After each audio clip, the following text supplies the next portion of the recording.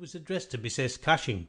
Now, the older sister would of course be Miss Cushing, and although her initial was S, it might belong to one of the others as well. In that case, we shall have to commence our investigation from a fresh basis altogether. I therefore went into the house with the intention of clearing up this point.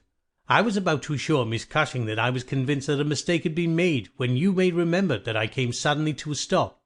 The fact was that I had just seen something which filled me with surprise, and at the same time narrowed the field of our inquiry immensely. Holmes, the cardboard box. You found something compromising? Absolutely nothing. That's what amazed me. However, you have now seen the point of the picture. It shows him to be a wealthy man. How did he acquire wealth? He is unmarried. His younger brother is a station master in the west of England. His chair is worth several hundred a year, and he owns a Greuze. Well? Surely the inference is plain. You mean that he has a great income, and that he must earn it in an illegal fashion?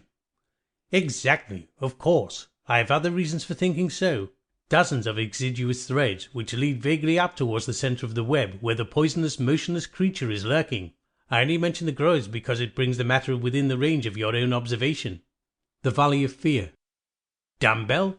There's only one. Where's the other? I don't know, Mr. Holmes. There may have been only one. I've not noticed them for months. One dumbbell? Holmes said seriously. You will remember, Inspector MacDonald, that I was somewhat struck by the absence of a dumbbell. All my lines of thought led me back invariably to the one basic question. Why should an athletic man develop his frame so unnatural an instrument as a single dumbbell?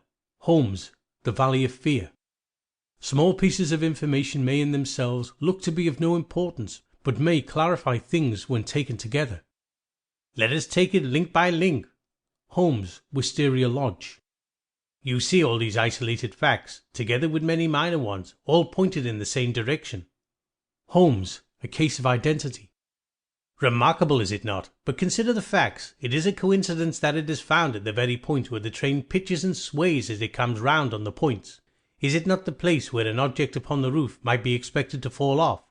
The points would affect no object inside the train. Either the body fell from the roof, or a very curious coincidence has occurred. But now consider the question of the blood. Of course, there was no bleeding on the line if the body had bled elsewhere. Each fact is suggestive in itself. Together they have a cumulative force. Holmes, The Bruce Partington Plans. Experience has shown that at best, perhaps the larger portion of truth arises from the seemingly irrelevant. See Augustine Dauphin, The Mystery of Marie Roget. We mustn't expect too much, Jeps. In fact, we have no reason to expect anything. We are just looking over this jetsam as a matter of routine to note any facts that it might seem to suggest, without regard to their apparent relevancy or irrelevancy to our inquiry. You cannot judge the relevancy of an isolated fact. Experience has taught me, and must have taught you, that the most trivial, commonplace and seemingly irrelevant facts have a way of suddenly assuming a critical importance by connecting, explaining, or filling in the detail of later discoveries. Dr. Thorndyke, The Penrose Mystery. Strip away things that don't count and focus on what matters. The core. Eliminate possibilities. What can we exclude? Assuming the true solution or explanation is among the considered possibilities. Another point is to endeavour to cultivate the habit of orderly thinking exactly as of orderly examination. This should be within the power of the majority and is worth every effort. As a rule, it is possible in a problem of diagnoses to state all possibilities and by exclusion narrow them down to one, possibly, or two or more. Thomas McCrae, The Method of Zadig. Such was the problem which my visitor laid before me.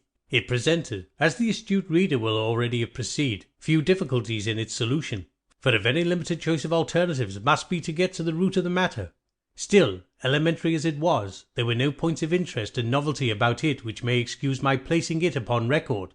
I will now proceed, using my familiar method of logical analysis, to narrow down the possible solutions.